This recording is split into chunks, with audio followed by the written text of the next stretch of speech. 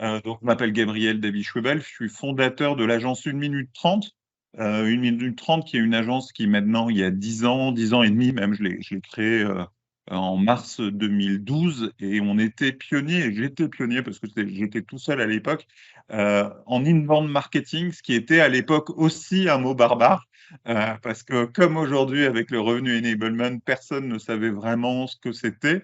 Et c'était presque, enfin si, le mot inbound est à peu près aussi dur à traduire que le mot enablement. Et donc, j'ai participé en France à faire connaître l'inbound marketing, à déployer des campagnes ou des stratégies d'inbound marketing, tout d'abord pour l'agence, qui bénéficie d'une très belle visibilité grâce à ça, avec plus de 200 000 visiteurs par mois sur notre site depuis pas mal d'années, avec un site qui a parfois été aussi puissant que le tien, ou en tout cas du même ordre de grandeur que le tien. Ah oui, oui, bah oui, parce que On quand on va on a sur été assez SEMrush, présents sur les mêmes mots-clés. ouais.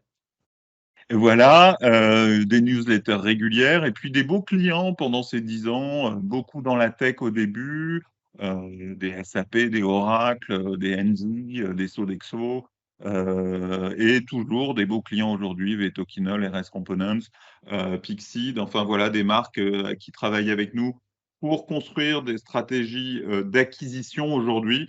Au sens large, on n'est pas que focus inbound. Aujourd'hui, on a développé depuis quelque temps une approche basée sur l'intelligence collective pour construire les stratégies et pour vraiment faire du sur-mesure, à savoir comprendre les parcours d'achat des clients de nos clients, vraiment d'abord travailler la compréhension des parcours d'achat clients et en fonction de ça, construire la stratégie, qu'elle soit inbound ou outbound, digital ou offline. Ce qui nous intéresse, c'est de mettre en place les leviers qui vont vraiment faire progresser les clients dans leur parcours d'achat, et pas appliquer des recettes toutes faites comme le sont l'inbound marketing, le gros hacking, l'ABM, etc. Avoir plutôt des approches dédiées et spécifiques. Et je crois que c'est l'enjeu du moment, c'est que tout devient plus dur, beaucoup plus compétitif, qu'il y a des choses qui marchaient très bien pour tout le monde il y a 10 ans parce que on était sur un espace vierge, le digital était un espace à conquérir, et qu'aujourd'hui cet espace n'est plus vierge, il est très concurrentiel, donc tout marche moins bien et il faut être meilleur, avoir des approches plus personnalisées, plus spécifiques, et c'est ce qui nous amène finalement à ce que tu disais en intro, cette idée de revenu enablement, à savoir, et je vais préciser le terme, de faire monter en compétence les équipes marketing, vente et services, pour qu'elles apportent la meilleure expérience aux clients et permettent de générer le plus de revenus. Pour moi, c'est ça la définition, et je vais la décomposer parce que vu que c'est un nouveau concept, c'est pas simple, et que c'est un peu barbare comme l'inbound marketing l'était. Tu as parlé et tu as fourché une fois sur sales enablement. Ce concept est un peu plus connu, il a un peu plus d'antériorité. Le sales enablement, c'est faire en sorte que les commerciaux soient plus performants. Et pour faire en sorte que les commerciaux soient plus performants, il y a 3 leviers. D'abord, travailler sur les process et la méthodologie commerciale, et en adopter une. Très souvent, il n'y en a pas, en particulier chez les sales. C'est parfois, souvent dans les équipes, un peu au petit bonheur la chance, on donne des infos sur le produit aux sales, quelques éléments marketing, et ils se débrouillent pour se faire sa sauce, sa façon de prospecter, ses rendez-vous commerciaux, il se fait ses propres PowerPoint, il déroule ça de la façon qu'il veut.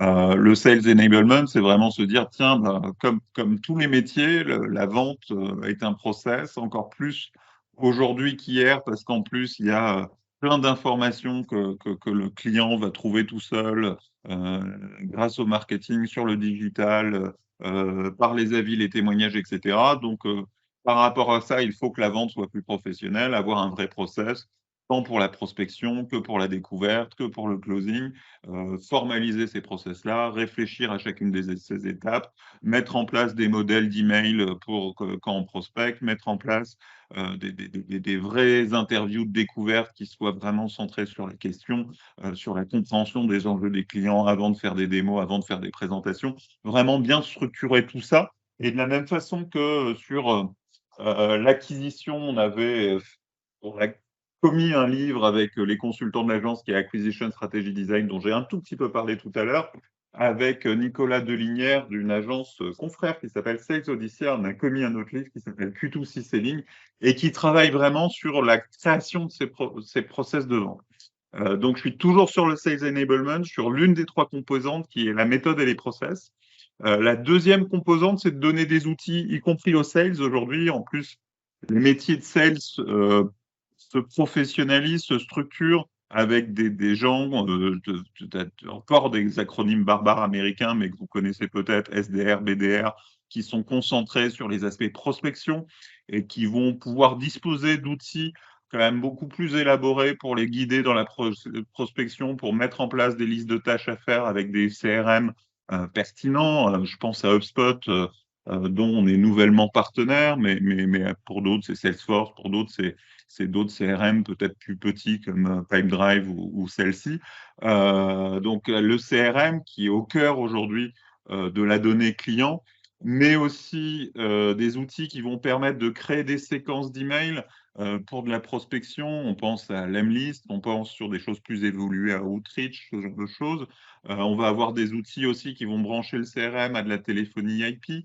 C'est des aircalls. Je pense qu'il y a des choses qui se font aussi Ouais, c'est chez bloquant, tout à toi, fait. chez Holocan, sur ce type de sujet. Donc voilà, il y a de plus en plus d'outils qui permettent aux sales d'être plus performants, de mieux gérer leurs diètes de tâches, de pouvoir suivre ce qu'ils font, non pas pour les fliquer, mais aussi pour les aider à avoir gardé un rythme, avoir des rapports d'activité, être capable de montrer des indicateurs de ce qu'ils font et pas uniquement le chiffre d'affaires. C'est important parce que comme ça, on peut corréler l'activité au chiffre d'affaires, on peut mettre en place des process qui fonctionnent. Donc, j'ai dit première brique, méthodologie process, deuxième brique, outils pour aider la mise en place de ces process. Et tu parlais d'une startup que j'ai créée qui s'appelle SalesDeck, qui est aussi, elle, plutôt centrée sur le moment du rendez-vous pour bien suivre les méthodos commerciales, de découverte, de mode de présentation, etc. Et c'est un outil qui cherche à changer la façon de faire le rendez-vous, de l'animer pour s'assurer qu'il soit aussi bien structuré, mais dans des CRM comme HubSpot, il y a des guides d'entretien qui peuvent permettre de suivre comme ça les méthodos commerciales. Et le troisième volet de l'enablement et du sales enablement, c'est la formation. Typiquement, pour que les commerciaux soient meilleurs, il faut aussi les former aux méthodos et aux process dont on a parlé, les former aux outils qu'on leur met à disposition. Et de fait, ça demande une vraie formation sur mesure au moment de l'onboarding des commerciaux, mais après tout au long de la vie du commercial, parce qu'il y a des nouveaux lancements produits, qu'ils doivent connaître les nouveaux lancements de produits, parce qu'on fait évoluer les process, etc. C'est la formation et le renforcement par le management des process et pas que le reporting. Donc là, je parle du Sales Enablement et à travers SalesDeck, donc l'outil que j'ai créé, j'ai eu l'occasion d'interviewer beaucoup d'experts américains du Sales Enablement dans ce domaine-là et j'ai vu l'avance que pouvaient avoir les États-Unis sur la formation et l'accompagnement de leurs équipes commerciales. C'est eux qui ont inventé ce terme de Sales Enablement. Pas très facile à traduire en français parce que ce serait la mise en capacité des commerciaux, un truc un peu comme ça. Donc, on va garder le terme barbare américain. Et le terme revenu enablement, il fait partie de la même famille. Il vient aussi des États-Unis et il englobe une démarche qui existe aussi depuis longtemps aux États-Unis, c'est la notion de Chief Revenue Officer ou de Revenue Operation, parce qu'en face du Sales Enablement, il y a aussi le Sales Operation, on pourra en parler tout à l'heure. Et donc, revenu, c'est englober tous ceux qui participent à la génération de revenus, donc tous les métiers qui sont au contact des clients, à savoir le marketing, les ventes et le service. Et c'est la même démarche, à savoir mettre en place des process et des méthodologies transverses pour ces métiers-là, sur la régénération de revenus pour s'assurer que ça fonctionne bien. Et là, je peux rajouter parmi les livres que j'ai présentés, j'ai Ah, déjà présenté exactement, c'est Acquisition parfait. Strategy Design et Q2C Selling, il y en a un sur l'expérience client commis avec Valérie Vax, que tu as eu aussi la chance d'interviewer, qui va travailler sur cette dimension transverse de l'expérience client. Et donc, c'est méthodologie et process, Encore une fois, outils, et on a parlé des outils au service des commerciaux, mais typiquement le CRM, il ne doit pas être au service uniquement des commerciaux, mais aussi du marketing et du service. Du marketing pour faire ses campagnes sur les bases clients, pour avoir une vision transverse des comptes, parce que ça sert à rien d'envoyer un email de prospection à quelqu'un qui est déjà en contact avec des commerciaux, ou même à quelqu'un qui est déjà client. Et s'il n'y a pas un CRM commun pour le marketing, pour les ventes et pour le service, bah, ça ne fonctionne pas bien.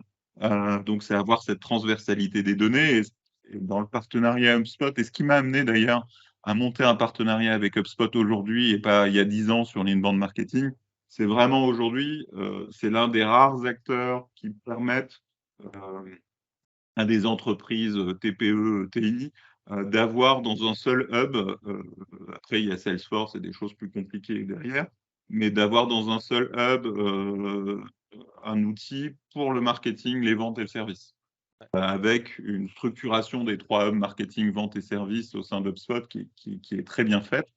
Et c'est ce qui m'a amené à franchir le pas.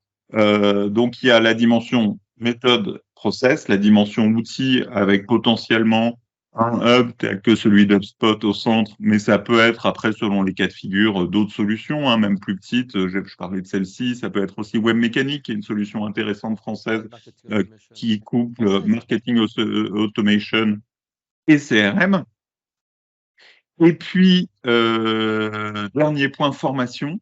Et là, moi, c'est un volet que je trouve vraiment très important. On en a parlé pour les sales, mais c'est vrai aussi pour les métiers du marketing et du service. On a besoin de formation sur mesure, encore plus depuis que beaucoup de collaborateurs sont en télétravail. On n'a plus la possibilité d'aller dans le bureau d'à côté ou sur le poste d'à côté, demander à son collègue c'est quoi notre positionnement, ou c'est comment qu'on fait ça dans HubSpot, ou c'est comment qu'on a tel et tel message parce qu'on est parfois à la maison ou que le collègue est à la maison. Bah Donc oui. il est important. Qu'il y a Oui, c'est plus compliqué, hein. C'est les outils ont à la fois simplifié les choses, mais en même temps, cette distance-là a fait que les petites discussions à la machine à café sont plus là, que les gens sont un petit peu bloqués, sont moins dans le collaboratif et il faut renforcer cette revenir à de l'informel dans tous ces outils digitaux. Ouais, tout à fait. Et entre autres, pour moi, la formation est clé là-dessus pour donner des bases communes à l'ensemble des collaborateurs où qu'ils soient. Et ces bases communes, c'est pas c'est quoi le positionnement ou comment faire une landing page ou c'est quoi une méthode de vente de façon générale, mais c'est vraiment des choses qui sont spécifiques à l'entreprise. Le positionnement d'une entreprise, sa mission, ses valeurs de marque sont des éléments qui doivent être transmis à tous les collaborateurs. Et c'est souvent, là je parle surtout, et ça me permet d'ailleurs d'introduire mon avant-dernier livre de la collection Brain Strategy Design. J'arrive à faire le marketing de chacun de Mais nos livres. est-ce Il en qu'il en reste un. manque après dans encore? Est-ce qu'il Et il en justement manque un, je le garde pour la fin. Euh, Ces éléments de la marque, par exemple, mais je parlais de la méthode commerciale ou de la stratégie d'acquisition, doivent être partagés avec tous les collaborateurs. Encore dans plein d'entreprises, les éléments clés de la marque, à savoir le positionnement, la mission, les valeurs, etc., restent au marketing, sont parfois présentés au COMEX, mais la plupart des collaborateurs n'en ont jamais entendu parler, ou peut-être rapidement au moment de leur entretien d'embauche ou de leur première lors de journée la grande d'onboarding. réunion, la grande messe annuelle où il y a le PowerPoint où le DG il raconte encore du blabla. Voilà. Alors que aujourd'hui, plus qu'hier, c'est les éléments de la marque qui font la différenciation, qui font le positionnement, sont des éléments que tous les collaborateurs doivent connaître, et en particulier tous ceux qui sont en contact des clients. Donc cette notion de formation sur mesure renforcée au moment de l'onboarding, tout au long de l'année aussi, parce que une entreprise évolue régulièrement, sur les éléments forts de la marque, sur les éléments sur les La process, vision, sur les à chaque fois, outils. ouais, moi je vous dis toujours, la vision, c'est important que les gens connaissent la vision de la boîte parce que normalement, la vision, ça explique pourquoi on se lève le matin et surtout quand on a une situation, la vision d'entreprise ou la mission doit être capable de dire, mais quand j'ai une situation particulière, qu'est-ce que je dois faire? Est-ce que je dois privilégier justement de la satisfaction client ou alors c'est plutôt, est-ce que je dois essayer de faire du chiffre d'affaires un maximum? Ça permet de donner du sens en fait à ce que font les. Ouais, je suis tout à fait d'accord avec toi et de fait, ça doit être transmis. On doit s'assurer que les collaborateurs la connaissent et l'appliquent. Et ce qui m'amène d'ailleurs sur ce volet formation à amener, et ce que tu viens de dire en termes de sens, et ça rejoint la notion de marque employeur. Donc c'est le 5e et dernier bouquin, il n'y en aura pas d'autre, qui est 3 méthodes marketing pour les RH. C'est Peut-être que que tu pourras rajouter après sur les services, hein. Les services, c'est aussi quelque chose, le support client. Bon, tu l'as un peu dans l'expérience client, c'est vrai. ouais, je l'ai un peu dans l'expérience client. Je finis juste sur le point sur les RH. C'est que les RH, pour moi, sont au cœur de ces métiers de l'enablement, que ce soit du revenu enablement, du sales enablement. Les RH sont acteurs. C'est eux qui embauchent les collaborateurs. Et là-dessus, les notions de marque employeur, de stratégie de recrutement sont importantes, d'onboarding sont très importants. Et puis, la formation, c'est souvent chez les RH. Et à ce titre, ils doivent être associés à ces démarches de revenu enablement et j'ai même interviewé un DRH qui était patron du sales enablement chez Dormakaba. Donc, il y a certaines boîtes qui placent le sales enablement non pas chez les sales, mais c'est les RH. Donc, c'est assez intéressant de se dire que on est aussi dans vraiment les RH au service des métiers, au service de la formation. Et ça ne doit pas être une fonction support à part qui sert juste à embaucher. Et tu parlais des services, oui. Ces valeurs, pour moi, de la même façon qu'on doit former les sales, c'est ce qui est le plus connu, qu'on doit former les marketeurs et partager les valeurs des marketeurs, du côté des services clients, même des opérations, ces notions de valeur, de mission, de vision doivent être partagées. Les process, de comment on fait du support client, de comment on répond, ça, c'est des choses qui, de la même façon que pour le commercial, il y a des interviews, des machins, des mails, des modèles des templates d'email, on peut faire la même chose pour des modèles de réponse, des templates de réponse, des séquences. Qu'est-ce qu'on fait dans tel cas de figure? Moi euh, aussi, je suis d'accord avec toi parce que souvent, en fait, avoir des je bases de pense que les connaissances, etc. Et les partager, former les nouveaux collaborateurs support là-dessus, et pas les laisser seuls se débrouiller à rédiger leur propre mail, à demander au voisin qui n'est plus voisin comment il faut répondre dans ce cas-là, etc. Il faut le formaliser. Et en fait, les métiers de l'enablement, c'est ça, c'est je formalise, j'outille et je forme. ouais, exactement, parce que ce qui se passe, c'est que moi, je vois bien dans pas mal de boîtes, autant au niveau marketing, au niveau commercial, en fait, c'est assez carré. Et c'est vrai que le client, il est accompagné, il est choyé et tout ça. Puis après, quand il a acheté, allez, c'est bon, à vous de vous débrouiller. Et souvent, le client déchante derrière, alors qu'au Bien contraire, sûr. il faut continuer dans son parcours client, dans son expérience client, à se dire, OK, le client, c'est bon, il a signé, mais c'est pas juste une carte de crédit, c'est pas juste un bon de commande. Maintenant, faut continuer là-dessus. Et dans ce revenu enablement, il y a peut-être aussi la partie business model et la partie maximisation du revenu qui est intégrée ou c'est vraiment les différents blocs que tu as cités précédemment?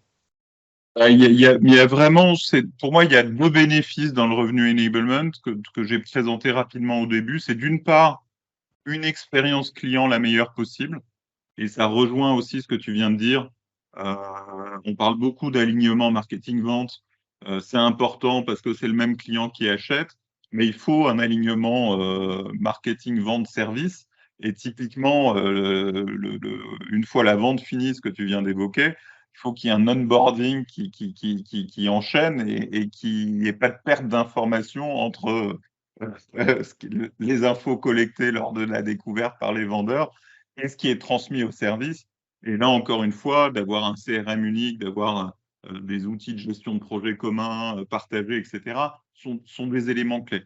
Et effectivement, le deuxième objectif du revenu enablement, c'est bien sûr faire plus de revenus ou permettre plus de génération de revenus. Et ça m'amène à introduire un premier outil qu'on a créé autour du revenu enablement, je vais te partager mon écran, si tu en es d'accord. C'est ce qu'on a appelé le revenu enablement canvas. Donc tu l'as vu avec les différents bouquins qu'on a fait, qu'on est pas mal centré sur l'intelligence collective, sur les canevas. On a fait un canevas qui va aider, alors qui ressemble au business model Canva, qui n'a pas les mêmes cases que le business model Canva, et qui va aider à trouver les process ou les goulots d'étranglement aujourd'hui pour une marque dans sa génération de revenus. Et là-dessus, on les a organisés en trois grandes catégories. Il y a de l'acquisition, donc tout ce qui est génération de leads, conversion, façon de distribuer son offre. Il y a ce qu'on a appelé innovation, mais qui sont les fondamentaux d'une marque. C'est l'offre, c'est la marque, c'est les ressources humaines et c'est les data.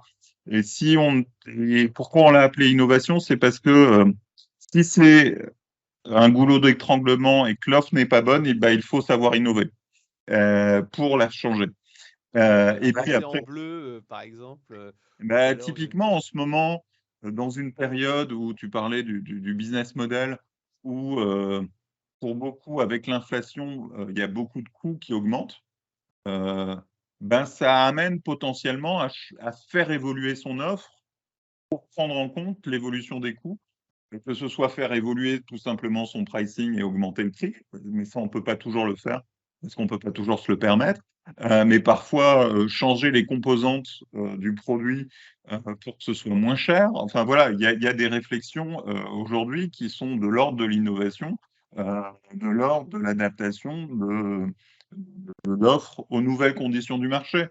Euh, le fait qu'aujourd'hui, pour 1 minute 30, on se repositionne sur le revenu enablement, c'est qu'on a aussi conscience que dans le marché actuel, travailler sur l'efficacité, ça marche mieux et c'est plus utile que travailler sur l'acquisition en faisant à la place du client et donc en étant uniquement un poste de coût, là où, et potentiellement de revenus si on arrive à générer plus de clients, là où en travaillant sur l'efficacité, le ROI est plus mesurable et on met en capacité nos clients à être plus performants. Donc, euh, selon les cas de figure, on va avoir des goulots d'étranglement, et c'est ce que représente le petit cadenas et les petits chiffres 1, 2, 3, qui vont permettre d'identifier par l'intelligence collective à travers un jeu de questions qu'on a dans ce Canva Revenu Enablement pour chacune des cases, qui vont aider à identifier euh, les points de blocage, à se focuser sur les cases sur lesquelles il faut travailler en priorité avant d'adresser les autres, parce que typiquement, euh, si l'offre n'est plus bonne, pour des questions d'inflation, etc., ça sert à rien de mettre le paquet sur l'acquisition. De façon assez naturelle, si les clients ne veulent pas de l'offre parce qu'elle est trop chère, on aura beau investir et pas concurrentiel par rapport à un concurrent qui fait quelque chose de mieux, moins cher. On aura beau mettre le paquet en génération de leads, dépenser des fortunes sur Google, sur Facebook, etc. On risque de déchanter. ouais, parce Et que la donc, personne il va faut... comparer avec notre solution. Si elle dit, mais vous faites comme les autres et vous êtes plus cher, si on Voilà. n'arrive pas à se dire, bah oui, mais on est plus cher parce qu'on fait ci, parce qu'on fait ça, ou parce qu'il y a une valeur perçue qui est différente. Là, j'ai partagé justement sur LinkedIn il n'y a pas longtemps une petite vidéo de justement que j'aime bien. C'est une expérience qui est assez connue. Je pense que tu l'as déjà vu. C'est un violoniste en fait qui est un violoniste mondialement connu qui joue avec un violon qui vaut 3 millions de dollars. Donc Joshua Bell qui joue comme ça dans le métro, incognito avec sa casquette, avec son violon, mais il joue avec une virtuosité, des morceaux extrêmement compliqués pendant 45 minutes. Et là, en fait, il joue comme ça, comme un malade, et en fait, il se donne à fond. Il est au taquet, et on le voit quand il joue du violon, il transpire, il est au taquet, au taquet. 45 minutes comme ça dans une station de métro Washington en 2007. Et donc, vraiment quelque chose d'exceptionnel. Et la semaine d'avant, ou 3 jours avant, il était dans une salle de concert à 100 euros la place. C'était full complet, etc. Et là, il joue dans le métro avec des gens. Il y a plus de 1000 personnes qui passent, 1097 personnes qui passent. Sur les 1097 personnes, en fait, il y en a, je crois que c'était 27 qui se sont arrêtés pour lui donner de l'argent. Une partie, c'est juste un petit argent, etc. Et il a récolté 32,17 $ en jouant 45 minutes, 32,17 $, alors que il se fait des dizaines de milliers de dollars en jouant devant des salles combles, tout simplement parce que la valeur perçue était pas du tout au rendez-vous. La personne, en fait, qui était là, il y a une seule personne t'en es rendu compte parce qu'elle a dit ah, je vous ai vu il y a quelques temps jouer, je suis une grosse fan, et elle lui a donné 20 $. 20 $ uniquement, alors qu'elle avait payé sa place 100 $ quelques temps plus tôt.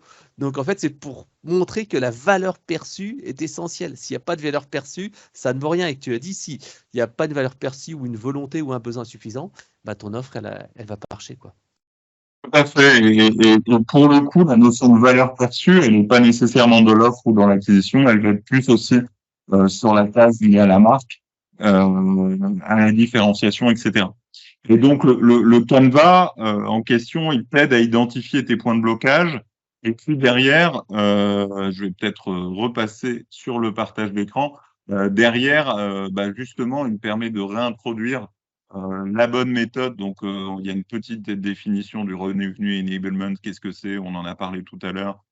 Des trois sujets, des trois pans de l'activité, donc des méthodes et des process, de la formation et des outils.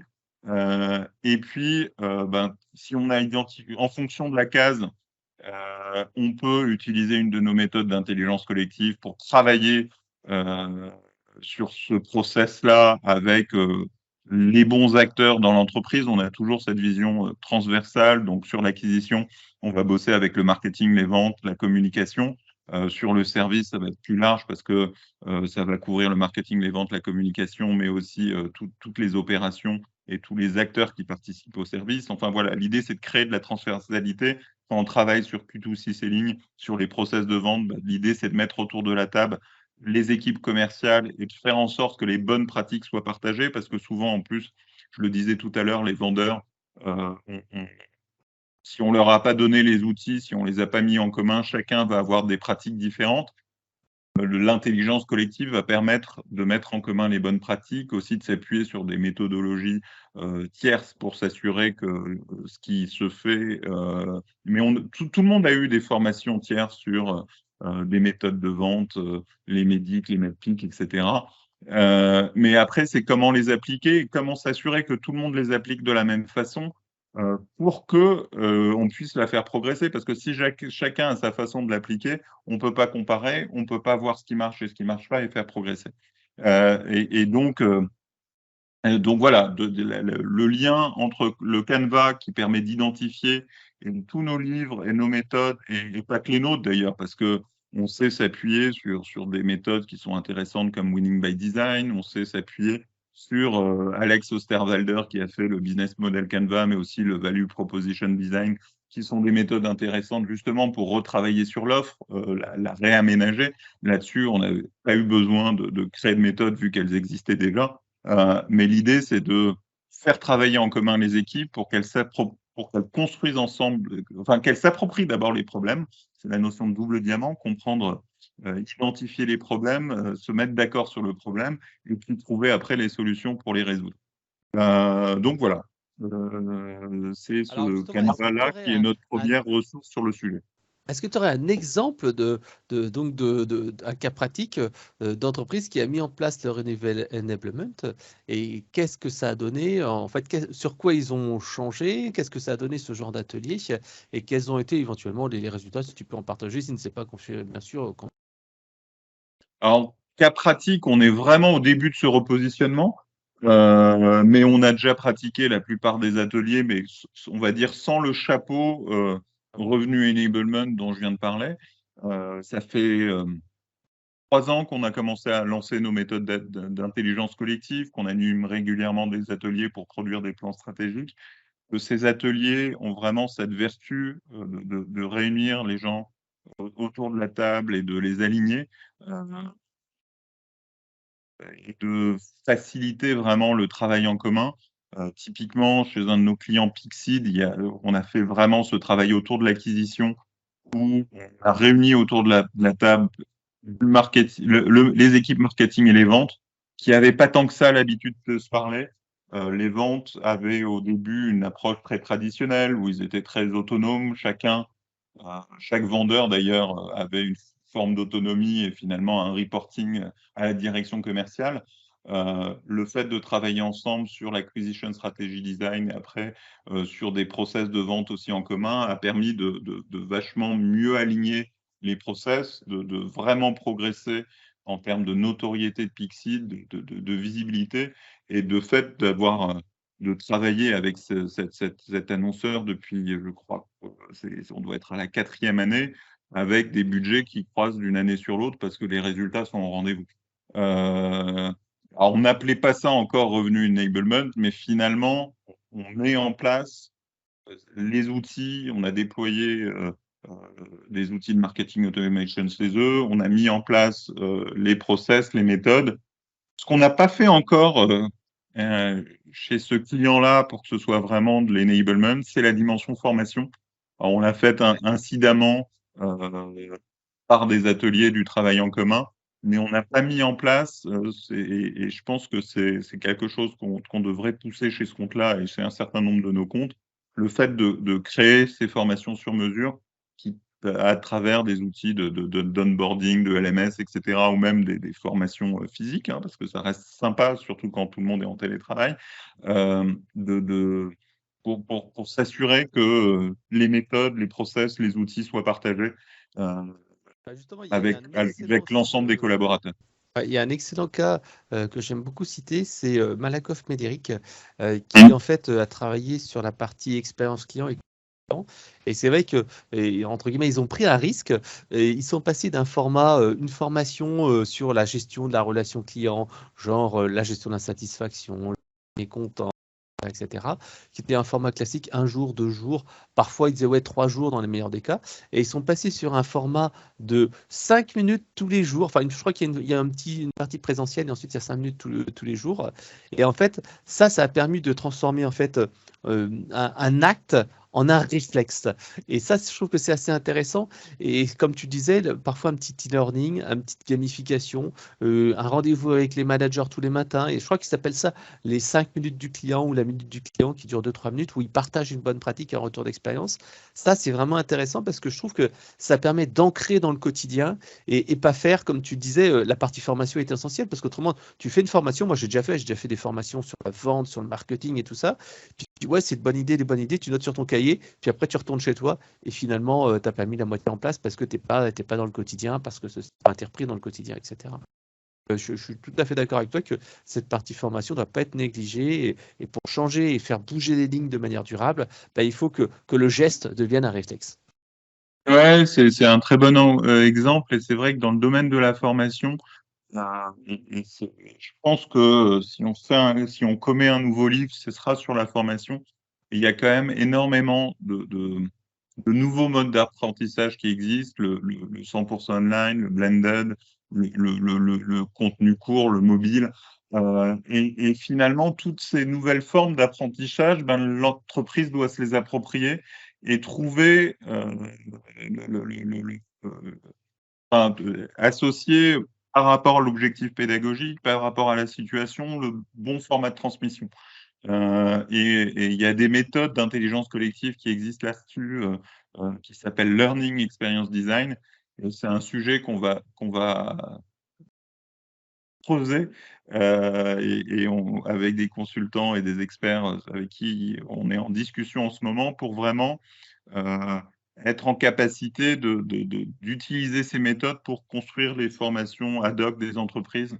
Et l'exemple que tu donnes est excellent pour ça.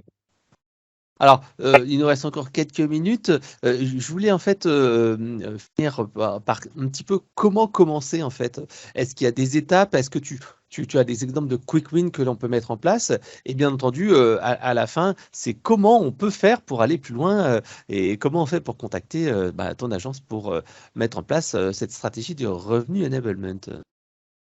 Les quick wins, j'ai un peu réfléchi, un peu préparé ma liste parce que tu m'avais prévenu que tu allais me poser cette question.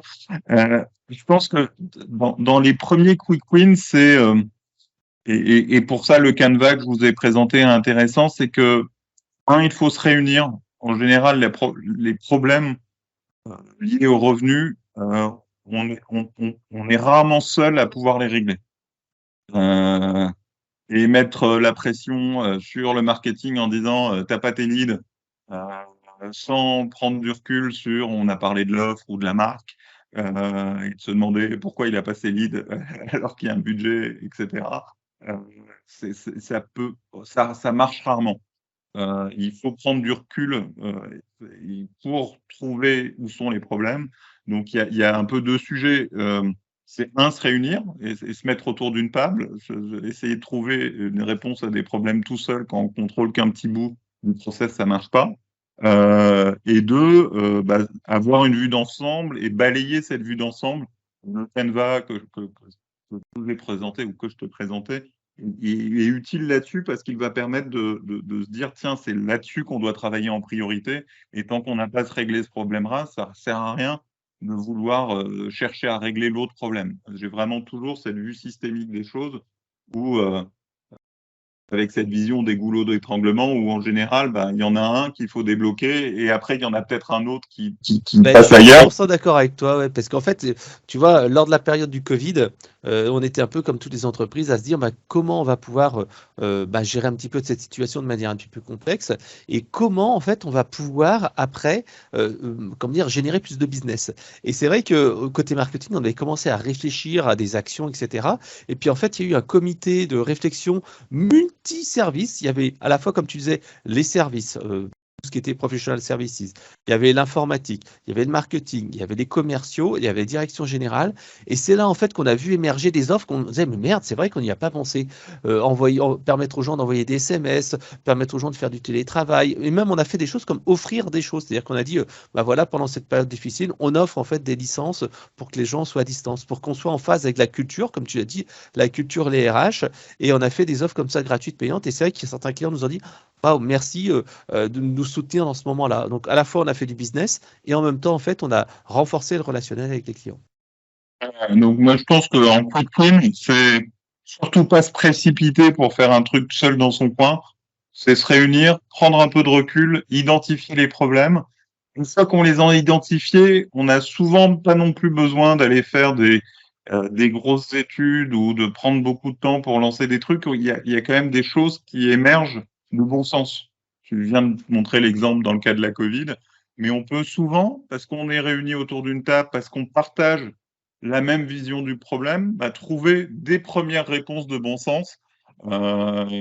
Typiquement, s'il y a un ingrédient en particulier dans son offre qui a particulièrement augmenté en prix et qu'on peut s'en passer ou qu'on peut le réduire, on peut changer potentiellement la composition de l'offre. Je donne un exemple, je disais un truc que je trouvais intéressant sur les restaurateurs.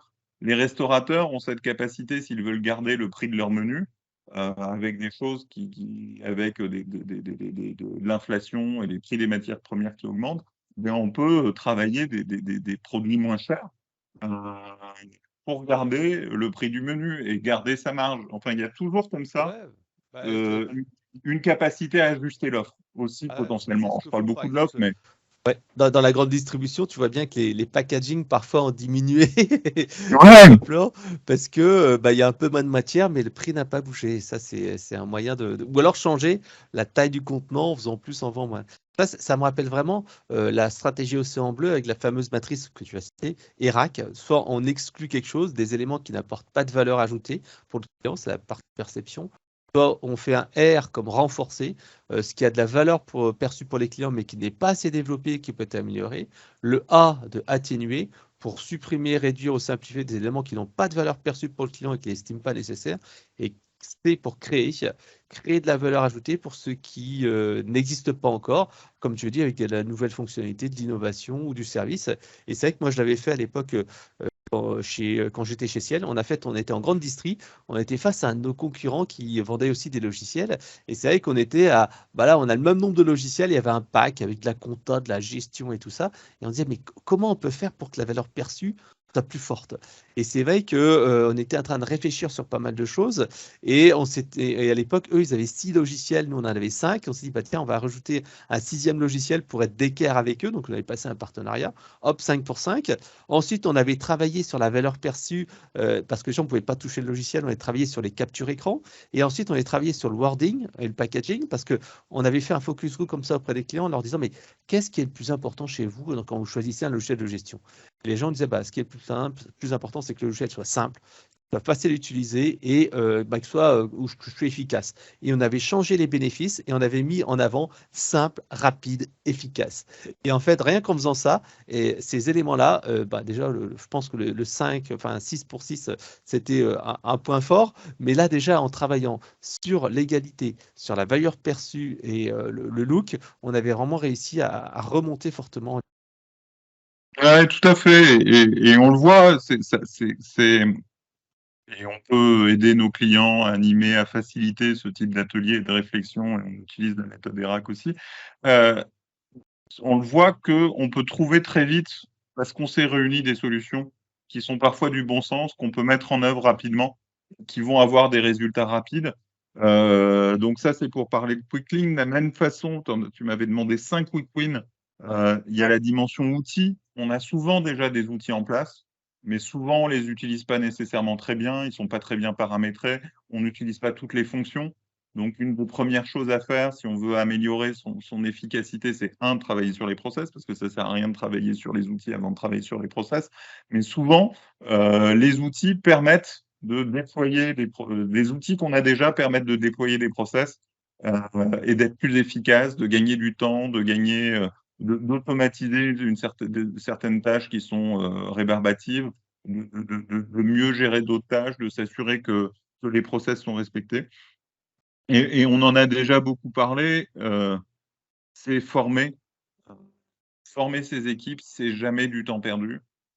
Le retour sur investissement de la formation, de façon générale, c'est le meilleur retour sur investissement possible. Avec des multiples, on passe une journée de formation à quelques milliers d'euros. Un commercial qui, après une formation, va closer une vente et faire plusieurs dizaines de milliers d'euros, on est dans du x10 du jour au lendemain, et il n'y a pas d'autres secteurs d'activité qui peuvent avoir le même retour sur investissement. Donc, ne pas négliger la formation, prendre le temps de concevoir des formations adaptées, de Je suis s'assurer d'accord avec toi. que Là, tout le monde les partage. ouais, je te donne une petite anecdote. Tu vois, alors là, c'était pas de la formation, mais c'était un bouquin qui s'appelle Ne coupez pas la poire en deux.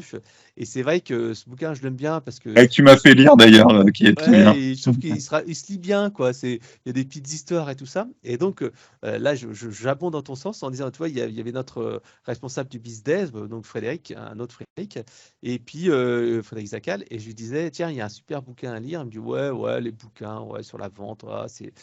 Mais s'il y a un truc. Et il y avait un truc important qui était dans ce bouquin, qui était quand un client ne répond plus à tes emails, tu lui envoies un message, est-ce que vous avez abandonné votre projet de. Et juste ça. Et il me disait, wow, tu crois que ça marche? Je dis, bah, bien sûr, c'est écrit dans le bouquin, essaye. Et c'est vrai qu'il avait essayé. Il m'a dit, ah, c'est dingue, ça marche. Puisqu'il y en a un qui m'a répondu, l'autre, j'ai pas une nouvelle, mais je sais pourquoi, parce qu'elle a changé de boîte. Et donc, tu vois, comme tu dis que ça peut faire x10, là, rien que ce petit. C'est une astuce, hein, mais c'est rien que ce petit truc-là a permis d'aller débloquer une affaire. Et de savoir que finalement, la personne, elle disait, non, on n'a pas abandonné notre projet, mais c'est repoussé à début de l'année prochaine. Voilà. Non, mais c'est ça, la formation, lire, enfin, se former, que ce soit à travers une formation mise en place par la boîte ou que ce soit de quelqu'un qui choisit de se former lui-même. Hein, et de toute façon, ceux qui réussissent sont ceux qui se forment eux-mêmes quand la boîte le fait pas. Ben ça a des résultats incroyables. Euh, et c'est ce qui fait que on peut rebondir dans un monde qui est en changement permanent. Euh, et donc, on a besoin de se former en permanence et les entreprises doivent former leurs collaborateurs en permanence. Alors justement, si on veut être formé et apprendre la méthode et découvrir ces ateliers participatifs sur le revenu, comment on fait? Alors, justement, nous, on prévoit de monter une formation. On va sûrement la lancer fin janvier sur les métiers du revenu enablement. On n'a pas encore ni la durée ni la forme. mais c'est un vrai sujet sur lequel on travaille. En attendant, sur notre site, dès la homepage, vous pouvez télécharger le Revenue Enablement Canvas. C'est la petite animation qui tourne sur la home, en haut de la home à gauche, où il y a des petits personnages qui posent des questions et à la fin de l'animation, il y a le Canva qui est mis en avant et il suffit de cliquer sur l'animation pour avoir le lien, le formulaire de téléchargement du Canvas. Puis, vous trouvez dans toutes vos librairies et sur Amazon en particulier, parce qu'on a notre propre boutique, les 5 bouquins de méthode dont je vous ai parlé. Donc, Acquisition Strategy Design, Brand Strategy Design, Customer Experience Redesign, Q2C Selling et 3 méthodes marketing pour les RH. Et dans les semaines qui viennent, on va continuer à produire des contenus sur le sujet. On va remettre en place un webinaire hebdomadaire sur le revenu enablement avec nous et nos partenaires et nos consultants. Dans les partenaires, on a créé une offre d'outils assez complète sur les sujets du revenu enablement avec HubSpot dont j'ai parlé, Webmécanique, Drop Contact pour le nettoyage de données, Nomination pour l'enrichissement, le rajout de données, du Livestorm, du Keyflow pour les partenariats. On essaye de travailler le plus possible avec des acteurs français. Et d'ailleurs, il faudrait qu'on creuse s'il y a des choses à faire en commun avec Eloquent aussi. Enfin voilà, on met en place petit à petit ce nouveau positionnement, tous les contenus qui sont liés à ça. On a des bases solides, en particulier avec nos méthodes et notre expérience depuis 10 ans. Et puis, on vient rajouter les composantes manquantes pour pouvoir accompagner le marché français sur cette nouvelle démarche et cette nouvelle,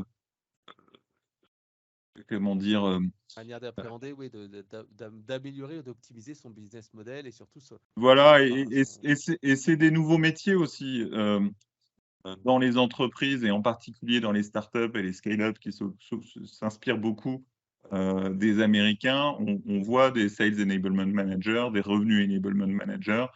C'est des gens qui reportent soit au directeur des ventes, soit au DRH, on en a parlé tout à l'heure, soit au CRO, donc au Chief Revenue Officer, quand il y en a qui va chapeauter marketing, vente, service, le cas échéant. Enfin voilà, on a aussi une recomposition des organisations désilotées, avec orienté process qu'on a envie d'accompagner et donc former sur ces visions-là et sur ces nouveaux métiers et nouvelles méthodes. Merci Gabriel pour toutes ces informations très très riches. Et donc, n'hésitez pas à aller sur le site 1minute30.com pour télécharger le Revenue Enablement Canva. À bientôt. Merci beaucoup, Fred.